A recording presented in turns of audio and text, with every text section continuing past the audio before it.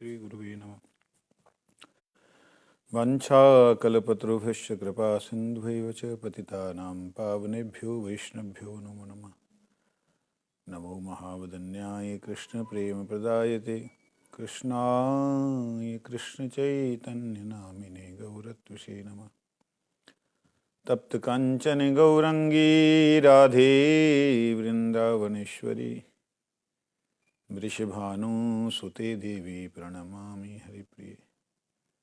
हे कृष्ण करुणा सिंधु दीनबंधु जगतपते गोपेश गोपिकाकांत राधाकांत नमस्तुते। वृंदायै तुलसीदेव्यै प्रियायै केशवस्य च कृष्णभक्तिप्रदे देवी सत्यवत्यै नमो नमः। श्रीकृष्ण चैतन्य प्रभु नित्यानंद श्री अद्वैत गदाधर शिवासादि गौरभक्तवृंद। हरे कृष्ण कृष्ण कृष्ण हरे हरे, हरे राम राम राम हरे हरे। गुरु गौरंग राधा गोकुलानंद देव कृष्ण बलदेव नंद यशोदा मैया की जय। गुरुदेव परम गुरुदेव प्रभुपाद नित्यानंद श्री गौर हरि की जय।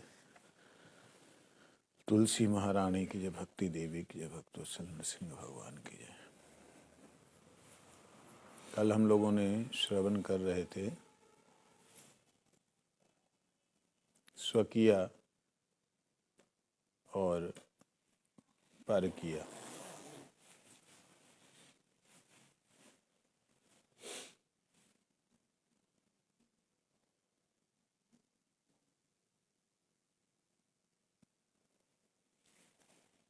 पारकीय के दो प्रकार हैं, कन्या और प्रौढ़ा प्रकार से दो प्रकार की पारकीय भाव की लीला में है।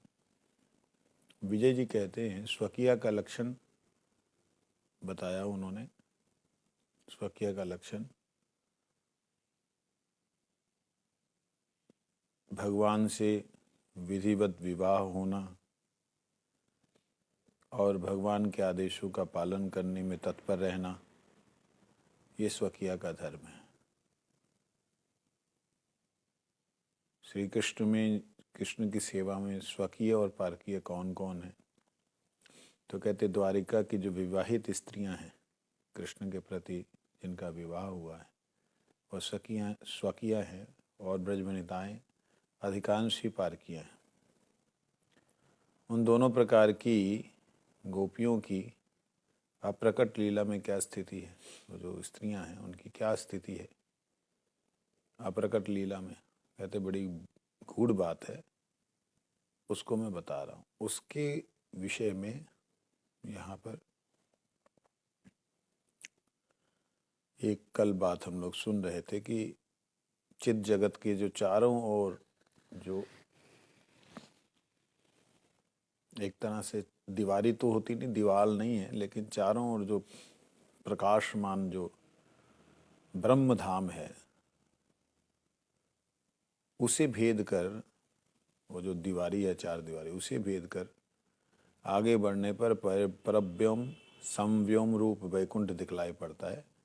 वैकुंठ में ऐश्वर्य प्रबल है, नारायण राज राजेश्वर रूप से विराजमान है और जितनी विभूतियां हैं उनकी सेवा में विराजमान है। वैकुंठ में भगवान का रस स्वकीय रस है, जहाँ पे श्री भू नीला शक्तियाँ वहाँ पे विराजमान रहती हैं।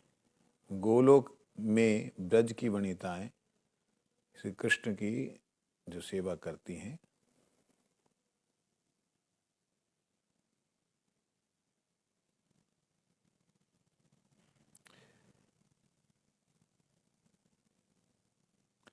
कहते हैं गोलोक ही जब कृष्ण का सर्वोच्च स्थान है, गोलोक वृंदावन, ओ गोलोक जो दिव्य लोक है, तब ब्रज में, गोकुल में, वृंदावन में, बरसाना, मथुरा मंडल, ये सब फिर इसको किस दृष्टि से देखें? तो कहते हैं वस्तु एक ही है, दो नहीं है। प्रपंच के भीतर प्रकाशित होने पर ये ऐसे दिखलाई दे रही, प्रपंच की तरह, माया की तरह दिखलाई दे रही है, लेकिन है एक ही। ये कैसे संभव है समझ में नहीं आता। जब आपने बोला तब आगे अब आज कहते हैं श्री कृष्ण की अचिंत्य शक्ति के द्वारा ऐसा संभव होता है। अचिंत्य शक्ति के विषय में जो विषय समूह जितना भी है, चिंता से सारा, युक्ति से परे है। जिसको गोलोक कहा जाता है वही प्रकट लीला में प्रपंच के भीतर मथुरा मंडल है। अप्रकट लीला में वही गोलोक है। गोलोक नित्य जगत में नित्य प्रकाशित है। श्री कृष्ण की चिन्मय लीला नित्य है। उस जगत की लीला, जिनको शुद्ध चिन्मय वस्तु दर्शन करने का अधिकार हो गया है, वे गोलोक दर्शन करते हैं। यही नहीं, वे गोकुल में भी गोलोक का दर्शन करते हैं।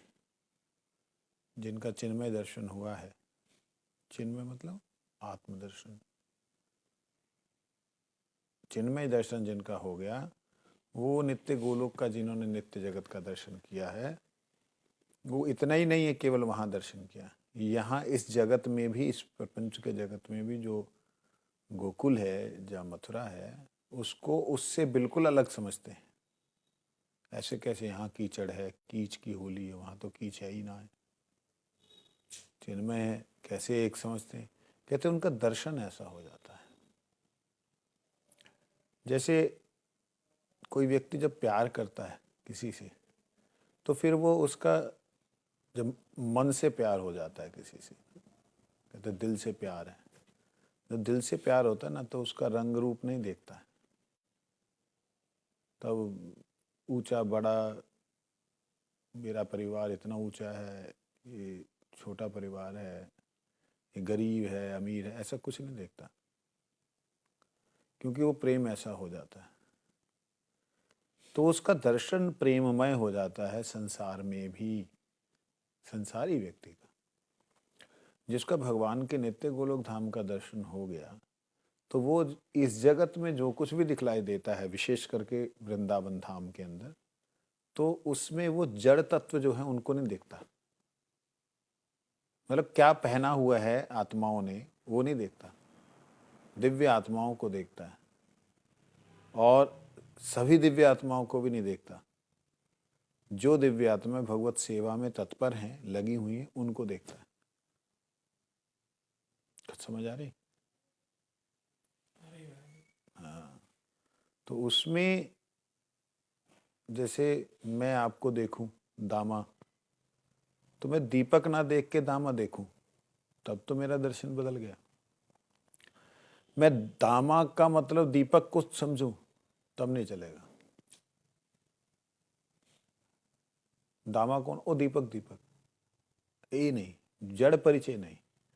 ऐसे ही वृंदावन धाम का जो कण कण है, वो आखिर जो जुड़ा हुआ है, एक दूसरे से जो जुड़ाव है, वो आत्मा के कारण से जुड़ाव है।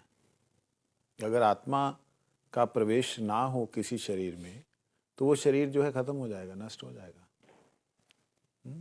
तो आत्मदर्शन जिसका होने लग जाता है, तो वो वृंदावन धाम में रहने वाले जितने भी अंतरात्मा से समर्पित आत्माएं हैं, उनको देखता है। कैसे देखता है? ये एक अनुभव की बात बतला रहा हूँ, शायद समझ आ जाए। मतलब जब वो ध्यान में, हरिनाम में, मंत्र चिंतन में होता है ना, तब उसको यहाँ की जितनी सिद्ध आत्माएं हैं वो दिखती हैं। जितने ब्रज में ठाकुर जी की लीला स्थलियाँ हैं, उनमें कुछ कुछ गोपियाँ, कुछ कुछ ग्वाल, उनको दिखाई देते हो।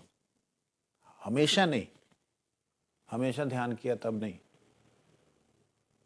हमेशा ध्यान किया तो केवल उनको होते जो बोल, फिर तो बोलने की समर्थ ही नहीं रहता। जो हमेशा ठाकुर जी की लीला के चिंतन में होते तो फिर बोल नहीं पाते हमारी तरह। ये तो उनको दर्शन हुआ और बस सिर्फ जब चिंतन करने लगे, जब ध्यान करने लगे, तो फिर वो उधर से जो शब्द आ रहे होते हैं, जो भाव आ रहे होते हैं, वही भाव प्रकाशित होते हैं। ऐसा होता है।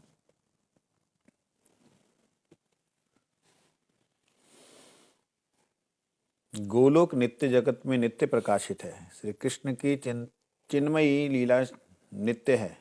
जिनको शुद्ध चिन्मय वस्तु दर्शन करने का अधिकार हो गया है वे गोलोक दर्शन करते हैं। यही नहीं, वो गोकुल को ही गोलोक का दर्शन करते हैं। परंतु माइक बुद्धि वाले, जिनकी बुद्धि माया में है, वह जीव गोलोक का दर्शन नहीं कर पाते।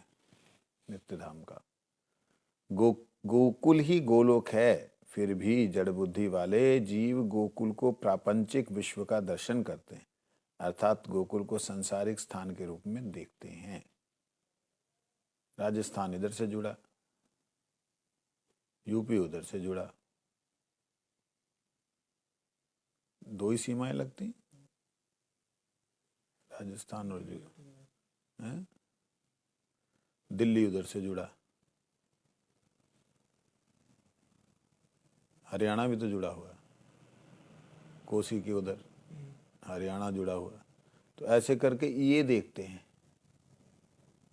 हरियाणा जुड़ा है, उधर एमपी जुड़ा है, उधर यूपी जुड़ा है, उधर बिहार जुड़ा है।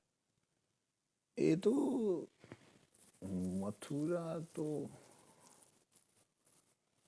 मिट्टी सारी एक ही है, अंतर क्या है इसमें? तो जो जड़ बुद्धि वाले उनको यही दिखाई देता है। प्रश्न किया, गोलोक दर्शन करने का अधिकार किसका है? क्या होता गोलोक का जो दर्शन है, वो क्या है अधिकार? सुखदेव जी कहते हैं, इति संचिन्तय भगवान महाकारुण्यको विभु दर्शमास स्वयं लोकं गोपानां तमसः परम् सत्यं ज्ञानम् अनन्तं यद् ब्रह्म ज्योति सनातनं यद्धि पश्यन्ति मुनयो गुणापाय समाहिता।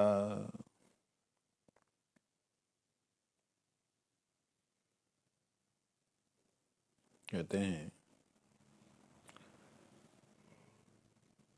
गोपगण नित्य सिद्ध हैं, परंतु वे कृष्ण लीला के सहायक के रूप में इस प्रपंच में अवतीर्ण होते हैं। उन नित्य सिद्ध गोपों के अनुगत साधन सिद्ध गोप होते हैं। ये साधन सिद्ध गोप ऐसा समझते हैं कि इस लोक में जीव अज्ञानवश शरीर में आत्मबुद्धि कर नाना प्रकार की कामना करते हैं और उसकी पूर्ति के लिए नाना प्रकार के उच्च कर्म कर ऊंची नीची योनियों में भटकते फिरते हैं। हम लोग भी वही करते हैं। ऐसा सोचकर अचिंत्य वैभव युक्त महाकारुणिक भगवान श्री कृष्ण ने उन गोपों को माया अंधकार से अतीत अपना परम धाम गोलोक दर्शन कराया। वह धाम नित्य सत्य सनातन अपरिछिन्न जड़ संबंध रहित सर्वव्यापक और स्वप्रकाश है। गुणातीत अवस्था में समाधि द्वारा मुनिगण भक्त जन उस धाम का दर्शन करते हैं।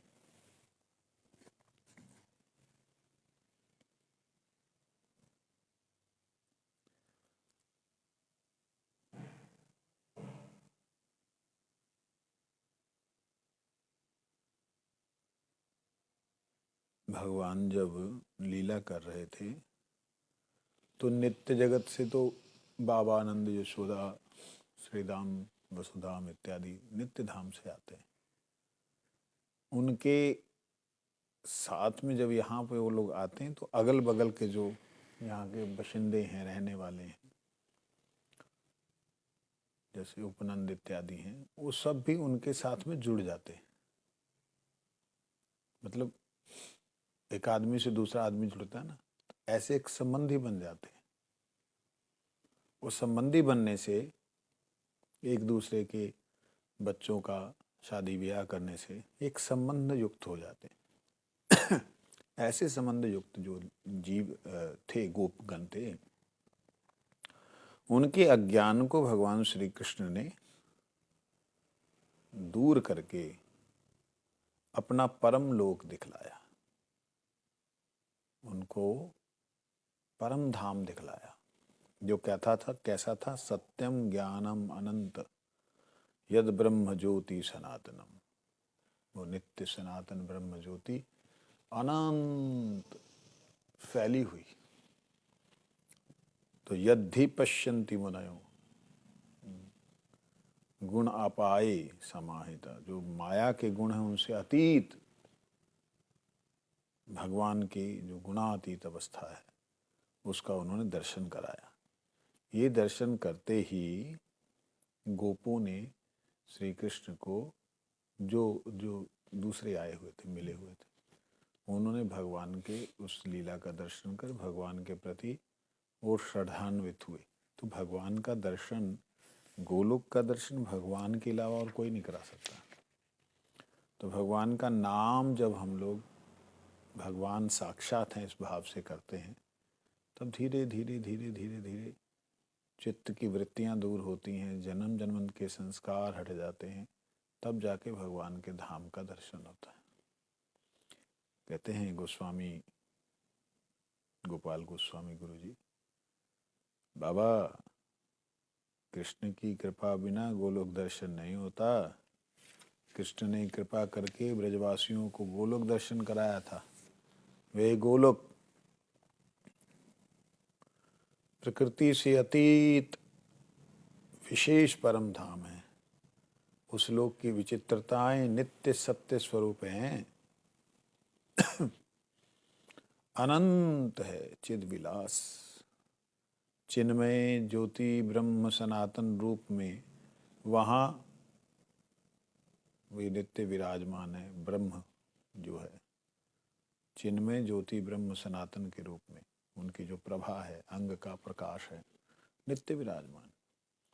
जड़ से निवृत्त हुए भक्तजन जड़ीय संबंध से रहित हो जाने पर विशेष तत्व का दर्शन करते हैं। उस विशेष तत्व का गोस्वामी जी से विजय कुमार पूछता है, क्या सभी मुक्त पुरुष गोलोक का दर्शन कर पाते हैं? सभी मुक्त लोग जो दर्शन कर लेते हैं?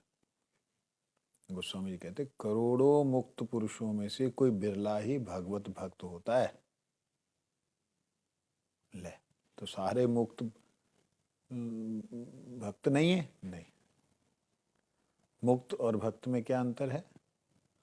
मुक्त उसे कहते हैं जो संसार के जन्म मरण के चक्कर से छूट गया, वो हो गया मुक्त। तो ऐसे करोड़ों होते हैं जो लोग इस संसार में आकर के अपने अपने कर्तव्य कर्म को करते हैं, निर्लेप रूप से रहते हैं और आत्मचिंतन करते हैं कि मैं उस परमात्मा की ज्योति का अंश हूँ। और जब जाने का समय आता है तो बस उस ब्रह्म ज्योति का चिंतन करते हैं और उसमें विलीन हो जाते हैं। ये सारे मुक्त हैं।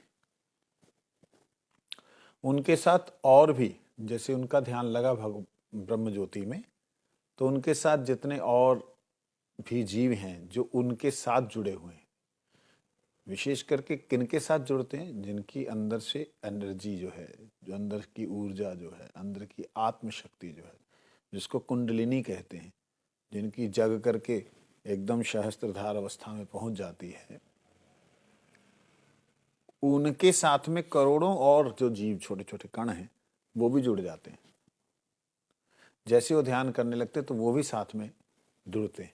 तो उस अवस्था में जब आत्मा शरीर को छोड़ने की अवस्था में आती है तो कुछ इधर इस शरीर की एनर्जी जो है, शरीर की और छोटे छोटे कण जो आत्मा कण है, वो उनके साथ जुड़ करके ब्रह्म ज्योति में चले जाते हैं। इस तरीके से करोड़ों उधर चले जाते हैं, परंतु उन करोड़ों में से कोई बिरला ही भक्त होता है। अष्टांग योग और ब्रह्म ज्ञान का साधन कर मुक्त होने वाले जीव ब्रह्म धाम में ही आत्म विस्मृति भोग करते हैं। अर्थात जैसे सुसुप्ति अवस्था में मनुष्य अनुभव शक्ति, ज्ञान शक्ति, इच्छा शक्ति रहित होकर निश्चेष्ट पड़ा रहता है, उसी प्रकार ब्रह्म धाम को प्राप्त जीव आत्म विस्मृत होकर जड़ की भांति, पिंड की भांति पड़े रहते हैं। इनकी तो बात ही क्या, ऐश्वर्य पर भक्त भी गोलोक नहीं देख पाते। ये तो ब्रह्म ज्योति के बाहर ही रह गए। ब्रह्म ज्योति के अंदर अनंत जो वैकुंठ हैं, उनका ये लोग दर्शन नहीं कर पाते। अब देखिए एक चमत्कार वाली बात, ये लोग जो हैं ऐसा सोचते हैं कि ब्रह्म ज्योति से सब कुछ हुआ है। ब्रह्म ज्योति से ही जो ये बैकुंठ है, जहाँ ये बैकुंठ वगैरह से परे है ब्रह्म ज्योति।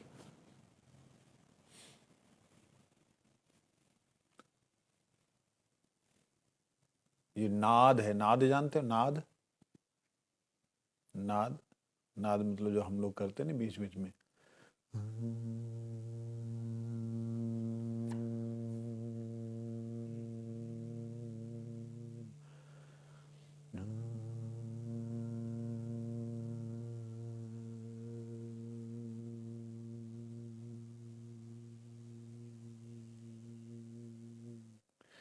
ये जो नाद है, ये और प्रकाश, ये दो ही चीज जो हैं अनंत प्रकाशमान, अनंत व्यापक हैं।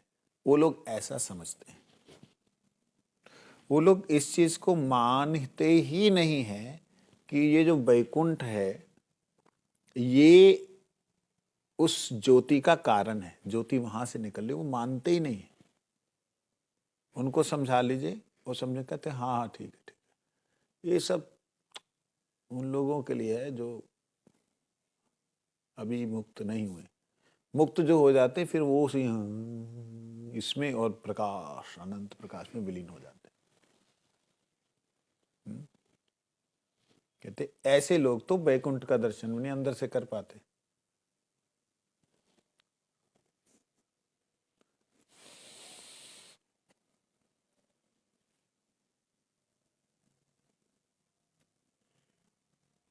ऐश्वर्य भाव युक्त भक्त वैकुंठ में अपने अपने भावानुसार ऐश्वर्य मूर्ति की सेवा करते हैं। जो ब्रज रस द्वारा भगवान का भजन करते हैं उनमें से भी जिनको कृष्ण कृपा करके अशेष माया बंधन से मुक्त कर देते हैं, वे महाभागा जीव गोलोक का दर्शन कर पाते हैं। जय।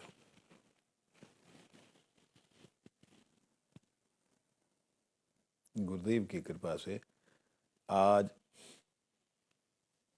ऐसा अच्छा लगा।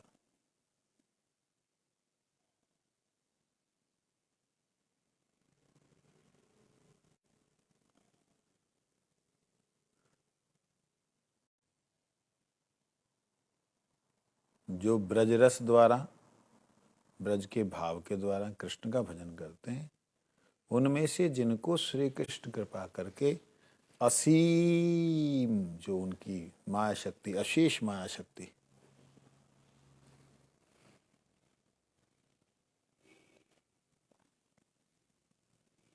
उसके बंधन से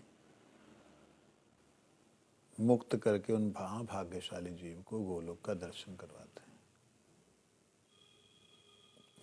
विजय कुमार कहते अच्छी बात है, यदि इस प्रकार से मुक्त भक्तों के सिवाय दूसरे गोलोक को नहीं देख सकते तब ब्रह्म संहिता, हरिवंश पुराण, पद्म पुराण आदि शास्त्रों में गोलोक का वर्णन क्यों किया गया है? जब ब्रज भजन से ही श्री कृष्ण की कृपा होती है तब गोलोक का उल्लेख करने का प्रयोजन ही क्या था? भाई ये करोड़ों खरबों में एक ही देख पाता है तो फिर इसका वर्णन नहीं करना चाहिए ना गोलोक का, ये क्यों किया?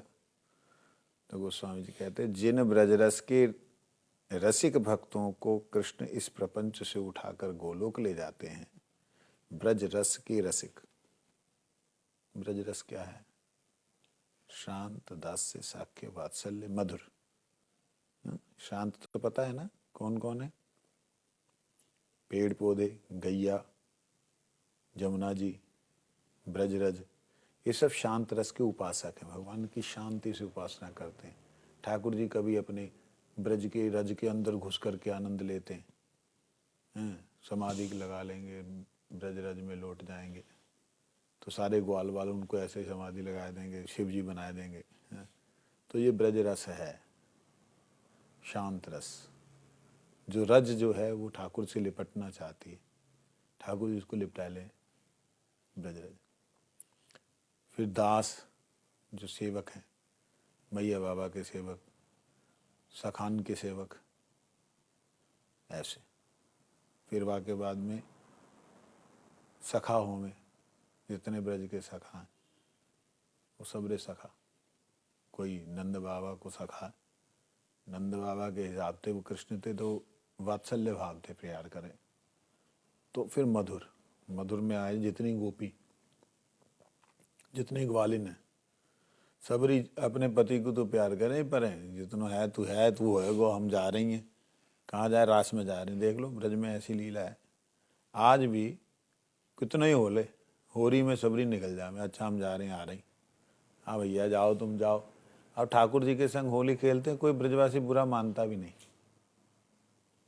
है, कोई ब्रजवासी नहीं बुरा मानता है, जा रहे हाँ, गाली देंगे लेकिन कोई दूसरा गाली देगा तो सुनेंगे, और उसकी तो ऐसे की तैसे कर देंगे, जा जा वही के संग जा।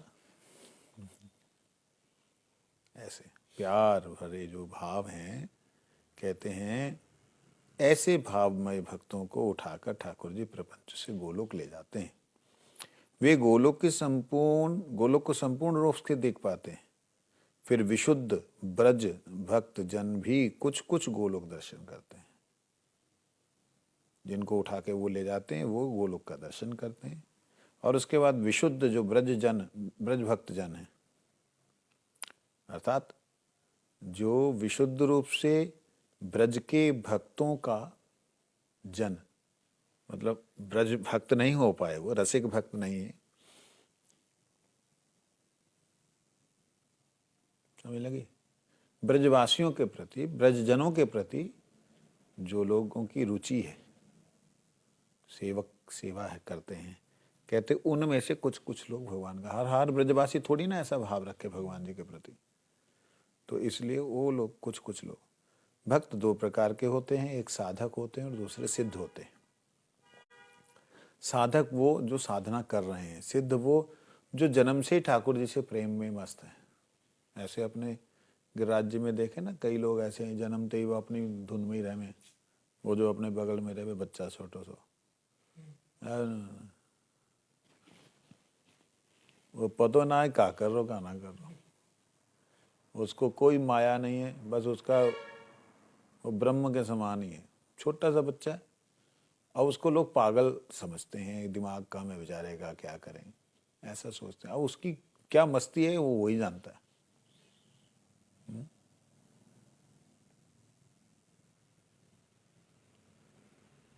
तो एक साधक होते हैं, सिद्ध होते हैं। साधक होते हैं वो जिनका मन नहीं लगता, संसार के सारी चीज़ों को देख पा रहे हैं, समझ पा रहे हैं, वो साधक है।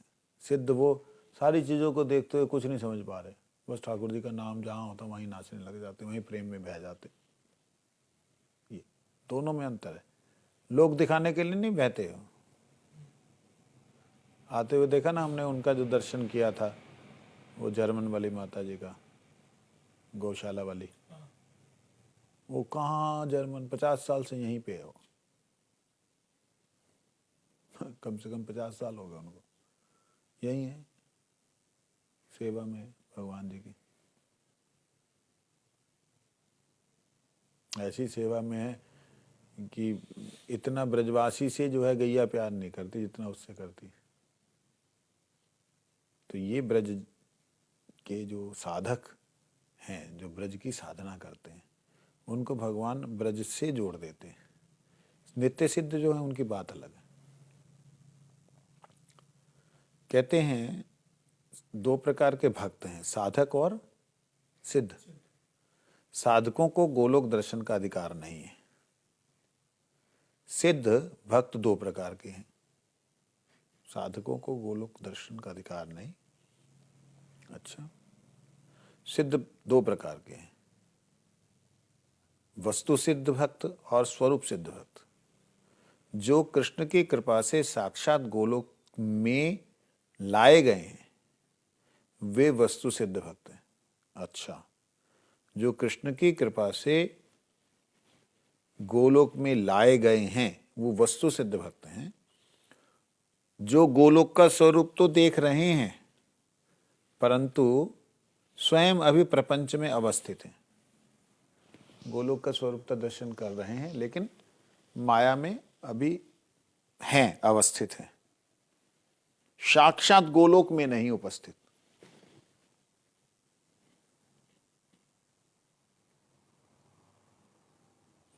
कृष्ण की कृपा से उनके भक्ति नेत्र धीरे धीरे खुल रहे हैं। अतएव उनके अधिकार अनेक प्रकार के, कोई थोड़ा देख रहे हैं, कोई कुछ अधिक देख रहे हैं, कोई कोई और भी अधिक देख रहे हैं। ऐसे भगवान की लीला का धीरे धीरे, वो हैं कौन? वस्तु सिद्ध भक्त। वस्तु सिद्ध मतलब भगवत कृपा सिद्ध, वो है। ठीक है, वस्तु सिद्ध और स्वरूप सिद्ध, सिद्ध दो प्रकार के।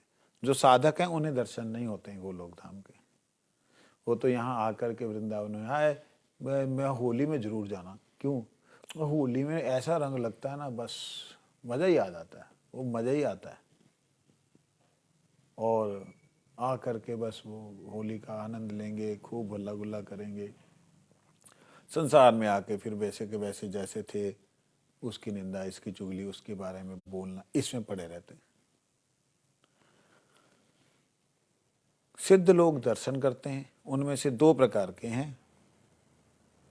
एक वस्तु सिद्ध है, जो भगवान, वस्तु मतलब भगवान, वस्तु मतलब धाम, एक तत्व है ना भगवान होना। उनके द्वारा, भगवान की कृपा के द्वारा, जो लोग कृष्ण कृपा से साक्षात गोलोक में लाए गए हैं, उनकी गोलोक धाम में उनकी आत्मा को खींच करके भगवान ने दर्शन करा दिया।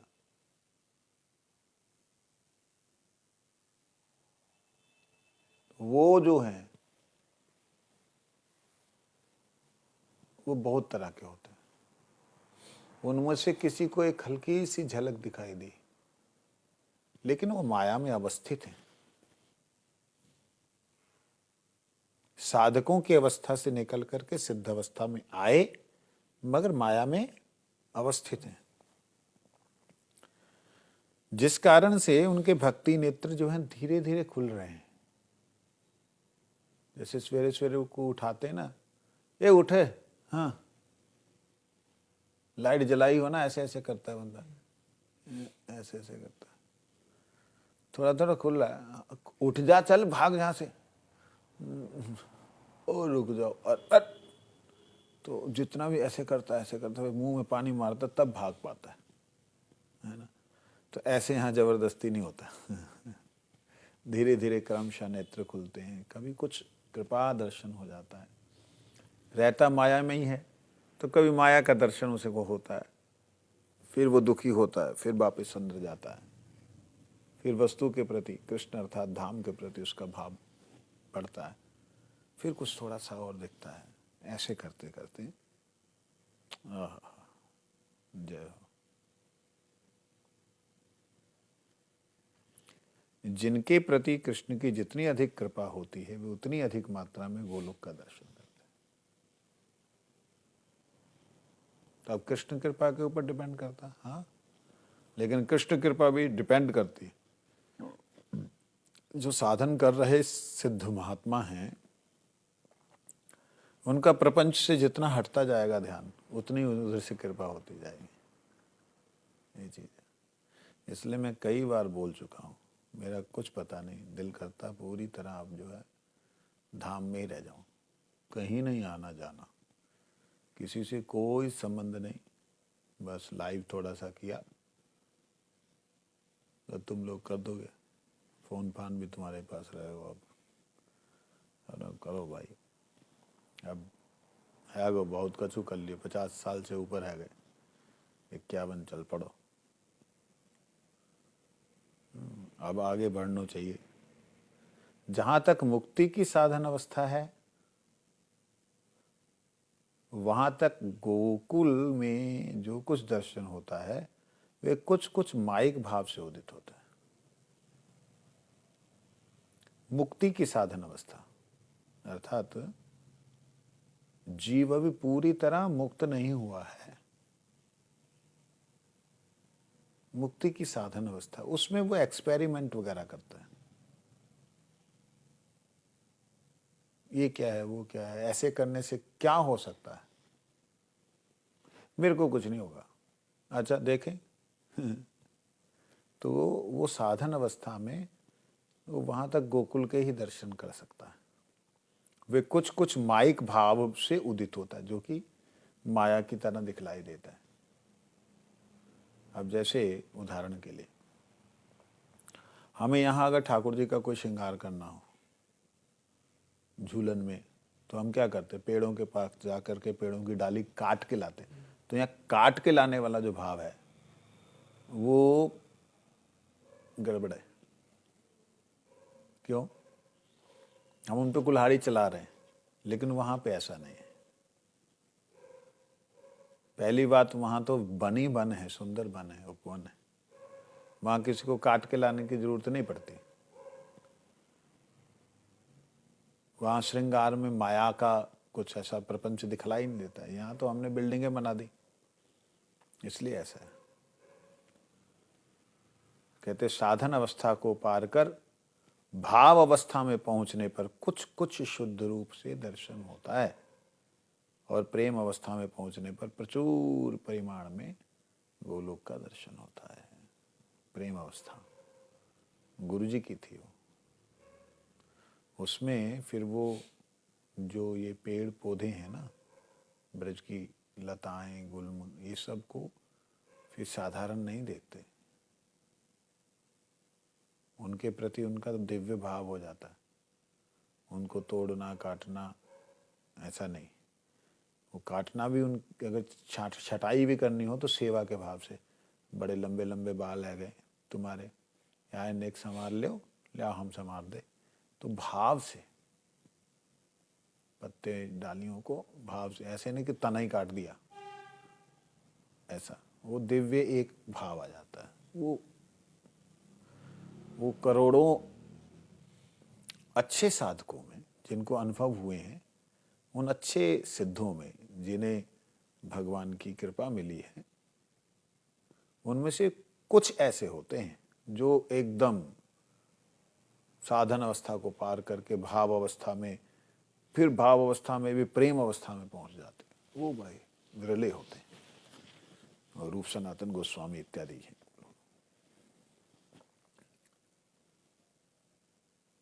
कोई बोले रूप सनातन गोस्वामी को आपने ये साधन और उसकी अवस्था का क्यों बोला? वो इस जगत में आके उन्होंने ये करके दिखलाया कि ऐसे साधन करना है, ऐसे भजन करना है, ऐसे रहना है। उनकी रहनी सहनी दिखलाई है। इसलिए जो भगवान के भक्तों ने और भगवान ने दिखलाया, उस लीला को वैसे ही मानना पड़े। भगवान ने मर्यादा पुरुषोत्तम रूप में मर्यादा की लीला दिखलाई, तो उनको मर्यादा पुरुषोत्तम कहते हैं। इस लीला में लीला पुरुषोत्तम दिखलाया, इसे लीला पुरुषोत्तम कहते हैं। और चैतन्य स्वरूप में भगवान ने भक्त स्वरूप का दर्शन कराया, तो भक्त लीला कहते हैं। उसमें क्या प्रॉब्लम? भगवान कहीं कम थोड़ी हो जाएंगे, बढ़ते थोड़ी हो जाएंगे। पूर्ण है, पूर्ण रहेंगे। अगर वो राम जी हैं तो राम जी के रूप में पूर्ण है, कृष्ण है कृष्ण रूप में पूर्ण है, चैतन्य चैतन्य रूप में पूर्ण। लेकिन जो लीला जैसी है उसको वैसा बोलने में कोई दोष नहीं है। जैसे मैंने बोला, रूप सनातन इत्यादि जो है प्रेम अवस्था में पहुँच कर, वो तो प्रेमी नित्य धाम से आए, लेकिन दिखलाया ना उन्होंने ऐसे साधन करना। मठा एक ही डोना मट्ठा पी रहे हैं रघुनाथ दास गोस्वामी, काय कोई ऐसी एक ही डोना मट्ठा पी रहे हैं, दिखलाया दिया उन्होंने अपने बाबा आश्रम में जो है का परमहंस बाबा जी महाराज। वो खाते पीते ही नहीं है, कितने कितने दिन नहीं खाते पीते। एक गिलास दूध ले लिया, ठीक है, एक गिलास पानी चल पड़ा, ठीक है। और जब खाएंगे दिल करेगा खाने का, पता नहीं क्या क्या खा जाए ऐसे। तो ये उनकी अलग ही अपनी दुनिया में रहते हैं। वो रात को झाड़ू लगाएंगे, 12 बजे लगाने लग जाएंगे, पता नहीं किस भाव में रहते हैं। हमें क्या मालूम भाई वो क्या कर रहे हैं।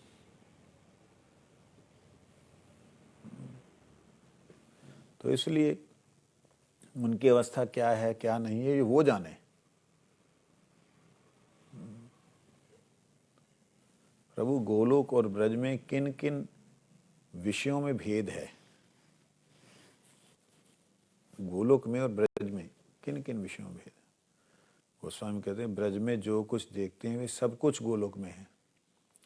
दर्शकों की निष्ठ के भेद से उन विषयों में कुछ कुछ दर्शन भिन्न है, भिन्न दर्शन होता है।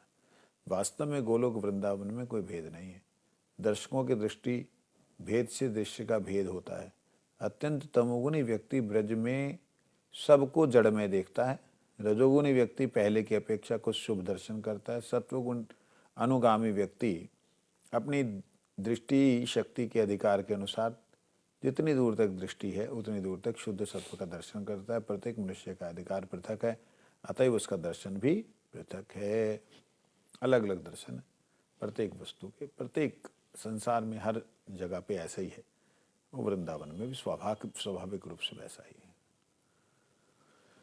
विजय कुमार जी कहते हैं, प्रभु कुछ कुछ अनुभव होता है, परंतु एक उदाहरण देकर इस विषय को और भी स्पष्ट करने की कृपा करें। यद्यपि जड़ जगत के विषय चित जगत के विषयों से संपूर्ण उदाहरण नहीं बैठते, फिर भी एक देशीय संकेत पाने के लिए सर्वदेशीय अनुभूति उदित होती है। आप हालांकि समस्या है इस बात को समझाने की, फिर भी आप कृपा करें। गोस्वामी गुरु जी कहते हैं, बड़ी कठिन समस्या है।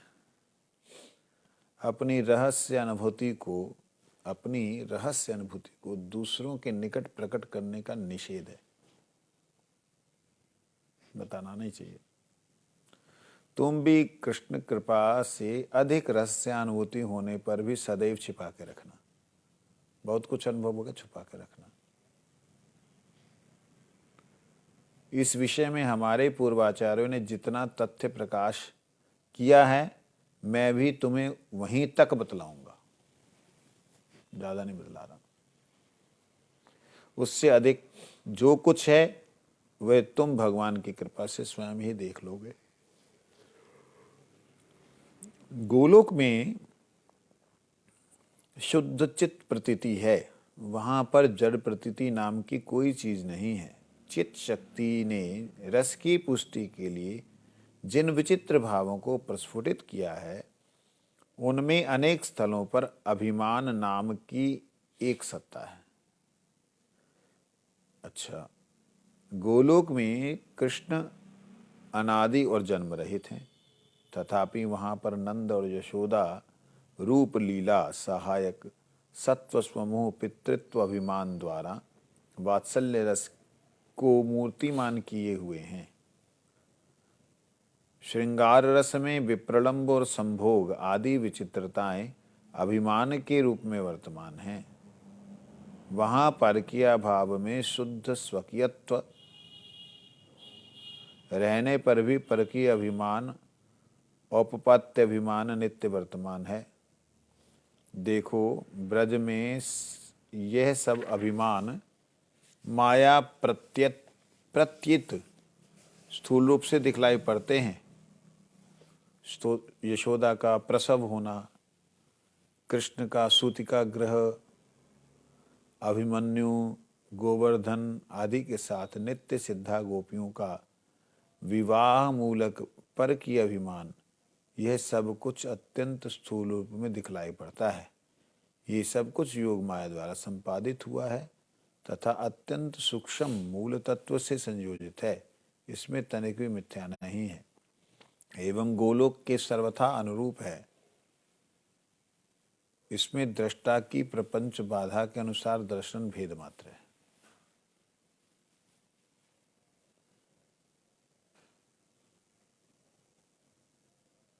तब क्या अष्टकालीय लीला में यथायथ शोधन करके विषयों की भावना करनी चाहिए?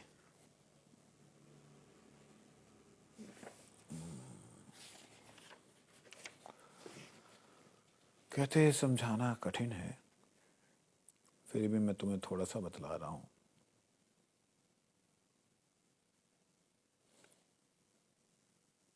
गोलोक में शुद्ध चित्त प्रतीति है।